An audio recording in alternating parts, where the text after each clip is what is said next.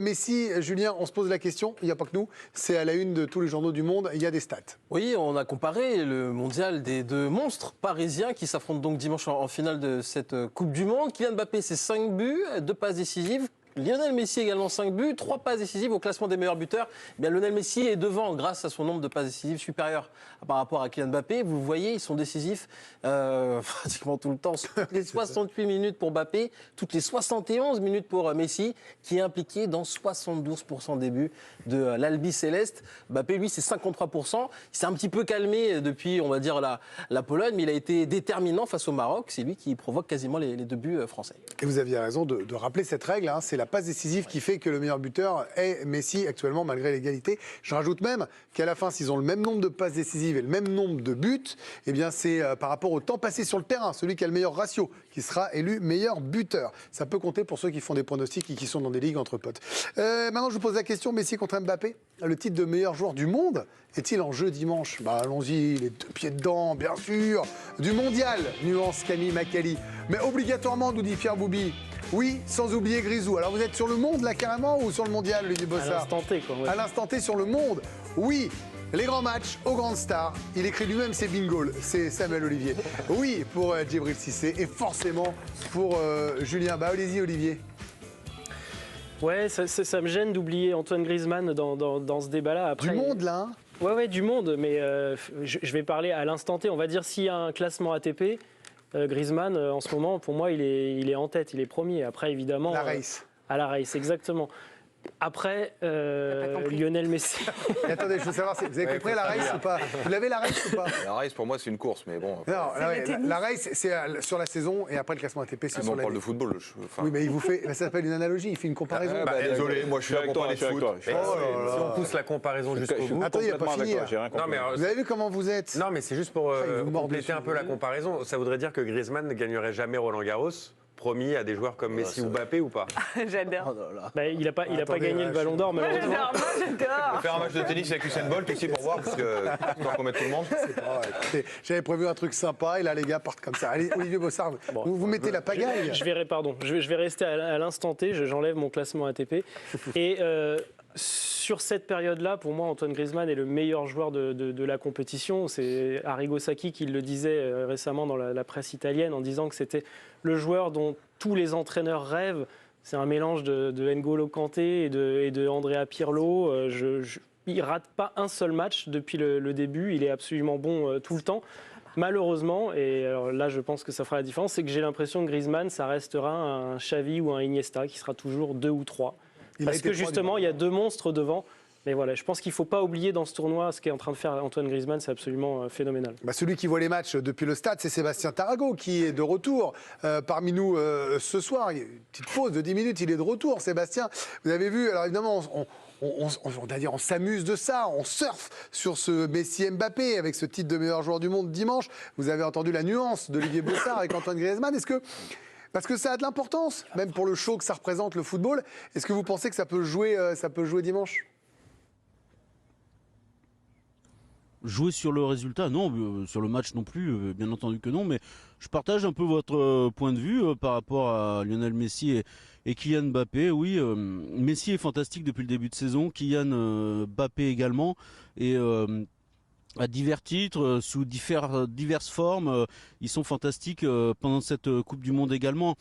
Moi, excusez-moi, mais Antoine Griezmann, il n'est pas invité à la table. Et je sais que pour tout un tas de raisons, il y a une très très grande mode autour de ce que fait Antoine Griezmann. Moi, ça me paraît pas totalement sérieux, mais il réussit une très très belle Coupe du Monde. Arrigo Sacchi disent que tous les entraîneurs rêveraient de l'avoir. Bah oui, évidemment, c'est un très très bon joueur, mais voilà, c'est pas parce qu'il fait 3 tacles qui sont encore une fois rediffusés 10 fois au ralenti par la réalisation de la Coupe du Monde, qui réalise la plus grande Coupe du Monde de l'histoire. Ça m'agace. En fait, j'en arrive à dire du mal de lui alors que j'ai envie de dire que du bien. Le pauvre, il y est pour rien. Il y a une espèce de mode qui est de dire « Oh là là, Antoine Griezmann, c'est vraiment injuste. C'est pas juste la vie. Hein. » On l'oublie, on l'oublie. C'est toujours les autres dont on parle. Mais en fait, on ne parle que de Antoine Griezmann. On ne parle que de lui. C'est pas sérieux à mon avis par rapport à la réalité du terrain et on ne voit pas ce qu'il fait de mal parce que voilà, il y a 18 ralentis par match sur ce qu'il fait. Il fait des tacles. Bah, c'est bien. Moi je connais Eric Dimeco aussi, il faisait des tacles. Vous partez un peu tout seul, là. Olivier, il voulait juste rajouter Antoine Griezmann, hein, mon Seb. Hein. Vous savez, il était sur Messi et Mbappé, il était d'accord avec vous. Mais bon, après, ça nous fait des points de vue, ça nourrit le débat. Ouais. Vous entendez, Samuel, vous voulez la parole. Vous avez vu le point de vue de Sébastien qui est très tranché. Vous avez entendu le point de vue qui est plus nuancé d'Olivier. C'est un duel Messi et Mbappé sans contestation possible. Moi, je suis d'accord avec Sébastien. Si j'étais patron d'une franchise NBA, je voudrais drafter Mbappé ou Messi, mais pas Antoine Griezmann. Ça n'empêche pas. Mais pour gagner des titres, vous auriez besoin peut-être d'Antoine Griezmann. On a besoin de. Mais là, on est sur Mbappé-Messi. Hein. Non, mais pour revenir sur ce match-là, je ne peux pas croire que, vu leur état de forme, depuis le début de la saison, vu leur compétition, qui est admirable pour les deux, même si Mbappé a eu plus de mal sur les derniers matchs à s'extraire et pour cause, il était particulièrement marqué, c'est une finale pour les grands joueurs. Et on ne peut pas avoir une finale neutre où aucun des deux n'existe. Et il y en a un qui va prendre le dessus sur l'autre. Moi, c'est comme ça que je le conçois. En tout cas, j'imagine que le match, Djibril, est préparé comme ça par les entraîneurs. Là, le danger numéro 1 de chaque équipe est identifié. Ouais, moi étant... si j'étais quarterback, vu qu'on mélange tous les autres. Mais allons-y, c'est tout le sport. Bonsoir et bienvenue. Voilà. Je verrais peut-être avoir Bon, si vous étiez quarterback, et après on aura Pierre Boubi, chanteur. Restez avec nous, joueur d'accordéon. Après on part au hockey. Non, mais forcément... J'ai oublié ce que je voulais dire. Tellement vous avez lancé sur un truc. Si vous étiez quarterback. Non. Tu préfères avoir Griezmann ? Ouais, non, je préférais avoir...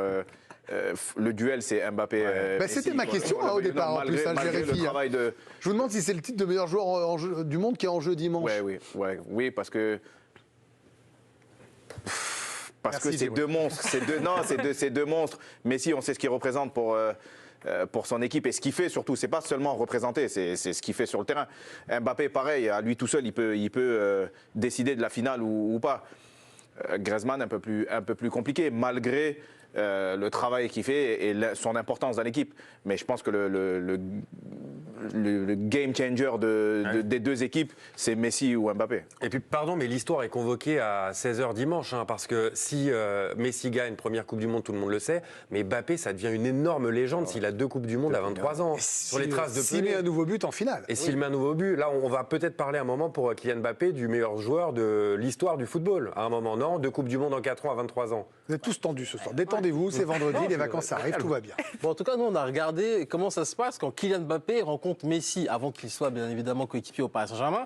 Il y a eu 3 matchs entre les deux stars maintenant parisiennes. 6 buts pour Mbappé. Il y a son doublé en 8e de finale de Coupe du Monde, son triplé, souvenez-vous, au Camp Nou en 8e de finale de Ligue des Champions.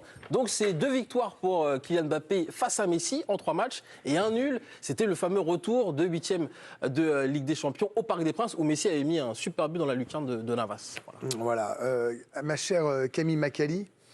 Mon cher Greg. Cette rivalité, la presse s'en amuse. Hein. Oui, alors on a ciblé côté argentin. L'ennemi numéro 1, c'est Kylian Mbappé. Ce n'est pas seulement son talent, ses 5 buts lors de ce mondial. En réalité, la presse argentine n'a absolument pas oublié une petite phrase prononcée par Kylian Mbappé sur le niveau du football sud-américain. Écoutez, c'était en mai dernier. Football. Dis-moi, quelles sont pour toi les 5 sélections favorites? Il y a la France déjà. Je pense que le Brésil est une bonne équipe. Après, il y a pas mal d'équipes européennes aussi, parce que l'avantage qu'on a nous les Européens, c'est qu'on joue toujours nous entre nous. Et on a des matchs de haut niveau. Comme par exemple la National League, on a des matchs de haut niveau tout le temps. Donc quand on arrive à la Coupe du Monde, on est prêt. On est prêt. Là où le Brésil et l'Argentine, ils n'ont pas ce niveau-là. En Amérique du Sud, le football n'est pas aussi avancé qu'en Europe. Donc c'est pour ça que les dernières Coupes du Monde, quand vous regardez, c'est toujours les Européens qui gagnent. Oui. Alors évidemment, cette sortie est répétée. Les Argentins en prennent conscience. C'est un tollé. Plusieurs joueurs argentins s'offusquent et parmi eux, le gardien de la sélection argentine, Emiliano Martinez. Il remet en place un petit peu Kylian Mbappé. On joue la Bolivie à La Paz, l'Équateur sous 30 degrés. La Colombie, on ne peut même pas respirer. Ils jouent toujours sur des terrains parfaits, ils ne savent pas ce que c'est l'Amérique du Sud. À chaque fois qu'on sort en équipe nationale, on est épuisé et on ne peut pas beaucoup s'entraîner. Quand un Anglais va s'entraîner avec l'Angleterre, il est sur place en une demi-heure. Qu'ils aillent en Bolivie, en Colombie, en Équateur, on verra si c'est facile pour eux. Son coéquipier Lautaro Martinez avait lui aussi pris la parole pour déplorer une déclaration injuste selon lui. Hier, la presse argentine remet une couche. Elle prend bien soin de rappeler cet épisode-là de Kylian Mbappé. Et autre sensation en Argentine, on a l'impression que Mbappé n'était pas étranger au départ de Di Maria et Paredes, leur départ du PSG. Ce dernier, d'ailleurs, j'ai oublié son prénom, Paredes. Leandro. Merci, Leandro Luisandro, j'allais dire n'importe quoi. Ce dernier avait d'ailleurs été interrogé sur son coéquipier, l'attaquant parisien. Et regardez, il a un petit peu esquivé le sujet. Comment est Kylian Mbappé dans un vestiaire? Comment se comporte-t-il? Ce n'est pas à moi de parler de lui. J'avais une relation avec certains de mes coéquipiers à Paris, mais ceux avec qui je n'avais pas de relation, je ne peux pas vous en parler. Voilà, c'est clair, c'est net. Autant dire que tous les leviers vont être activés du côté des Argentins pour être surmotivés à bloc. Alors on va voir si il a le levier déjà prêt là. C'est Georges Quirino depuis Buenos Aires en Argentine. Bonsoir de nouveau Georges. Bon, c'est le jeu en fait. On est à J-2 d'une finale qui va s'annoncer, on l'espère, spectaculaire et qui le sera ou pas. Revanche de 2018, deux stars absolues qui luttent pour le titre de meilleur joueur du monde dimanche. C'est la vérité aussi des Argentins, non? Exactement, oui. Ici, on présente ça comme une affiche de cinéma, comme partout, je pense, entre Messi, le génie, et Mbappé, l'athlète, Messi, l'artiste. Donc, il y a un petit peu tout ça. Vous savez, il y a quelques temps, Jorge Valdano, champion du monde 86, avait comparé les deux joueurs en disant Messi, c'est l'arc et Mbappé, c'est la flèche. Donc voilà, évidemment, c'est omniprésent ce duel ici, même si pour les Argentins, je pense que ce match-là va pas changer ce qu'ils pensent. Pour eux, Messi est le roi depuis des années et Mbappé a le profil plutôt pour être un successeur, un héritier. C'est comme ça qu'il le présente.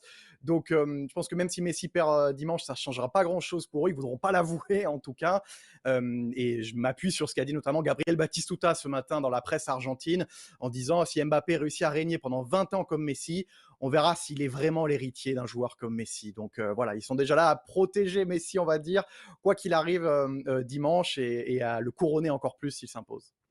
Pierre, vous avez entendu ce que nous dit Georges, affiche de cinéma, j'adore cette expression. À la fin, bon, nous on a évidemment cet amour pour le Ballon d'Or, parce que c'est chez nous. Mais il y a de ça quand même. On peut pas le nier, hein, tout simplement. Enfin, pour moi, on est complètement dedans. C'est un match dans le match. Moi, c'est obligatoire que cet affrontement diffuse quelque chose de surnaturel. Et forcément, celui qui va gagner ce match-là sera champion du monde et ça comptera. C'est indéniable. Et ce sera le meilleur joueur, de toute façon, incontestable et incontesté. Il aura... je voulais l'utiliser, ce qu'a dit Samuel tout à l'heure. Mbappé peut complètement dérégler les records du foot en ayant 2 Coupes du Monde à 23 ans. Et puis Messi aura quasiment tout gagné une fois qu'il aura cette Coupe du Monde. Donc forcément, tu tamponnes en fait ta marche dans l'histoire avec ce match-là. C'est obligatoire. Et je pense que de toute façon, celui qui gagnera ce match-là sera dans les deux du Ballon d'Or. C'est obligatoire. Enfin, moi, je et plus que ça, est-ce que moi je vais aller encore plus loin que sur ça, parce que là on dit meilleur joueur du monde, bien sûr, mais est-ce que ça passe forcément par eux? Est-ce que c'est pour gagner, il faut forcément un grand Messi ou un grand Mbappé? Les deux, c'est les facteurs X. De toute façon, à partir du moment où on pose Mbappé ou Messi sur le terrain, Mbappé il fait reculer un bloc à lui tout seul, même sans bouger. Et il canalise 2 ou 3 joueurs chez les adversaires. Et Messi, de toute façon, personne n'a trouvé comment l'arrêter. Donc, moi, je veux bien, mais si eux sont pas sur le terrain, c'est pas les mêmes matchs. Moins pour la France, quand même. Oui, je suis d'accord. Moins pour la France. Si Messi est pas bon, il y a moins de talent en Argentine qu'en France. Donc la France, Griezmann peut sortir un truc, Dembélé peut se réveiller, Giroud peut mettre une tête sortie de nulle part. Il y a plus de talent. Si tu enlèves les deux, il y a plus de talent. Et pour revenir au Ballon d'Or, vu que les deux ils jouent dans le même club, donc si Paris gagne la Coupe du Monde, la Ligue des Champions, le gagnant de la Coupe du Monde, il aura forcément l'avantage. Et s'il la perd, ils la perdront tous les deux ensemble. Donc, et puis je reviens sur ce qu'a dit Djibril parce que c'est super intéressant. Bravo Djibril. Non mais parce qu'on a vu pour le match contre les Pays-Bas où était la faille en fait. La faille de cette équipe argentine, c'est la taille. dans les surfaces de réparation. Donc de toute façon, Giroud, Thuram. moi je pense que Giroud a un rôle prépondérant justement dans ce match-là, c'est obligatoire. Georges, on finit avec vous ce débat. Est-ce que les Argentins considèrent que la France a plus d'armes que l'Argentine qui n'a que Messi? Mais alors, vous voyez, le que, il est avec des giga maxi guillemets. Je ne vais pas être d'accord avec vous sur que Messi, évidemment.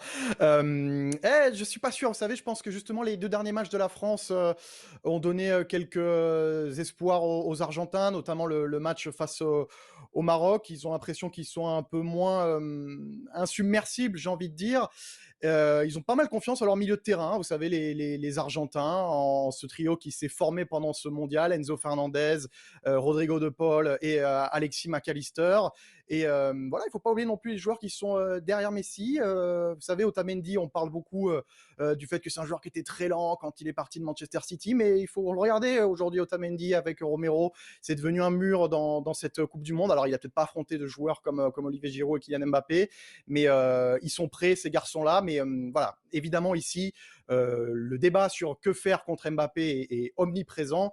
Et on sait par exemple qu'aujourd'hui, Scaloni, parmi les tactiques qu'il a mises en place, il y a ce 5-3-2 qu'ils ont déjà mis face aux Pays-Bas. Et le 5-3-2 ici par les Argentins, il est appelé le plan anti-Mbappé. Donc il faudra surveiller ça sur les prochains jours. Merci Georges pour toutes ces infos. Un dernier mot, Djibril, vous avez joué avec Scaloni? Ouais, j'ai joué avec lui à la Ladiodrome. C'est un mec sympa? Ouais, c'est un bon mec, c'est un fileur. Hein, donc, Vous lui enverrez un SMS good game là, à la fin du match. J'ai pas, non, il n'y a plus son numéro. On le fera quand même, hein, histoire de dire, ouais, en espérant que ça passe. Quoi. Non. Ça va pas passer? On va pas réussir à gagner? Ah non, pour lui. Ah ouais, bah, il fait peur. Pour lui, j'espère que ça passe pas. Ouais, on est d'accord. Restez avec nous. Dans 1 minute.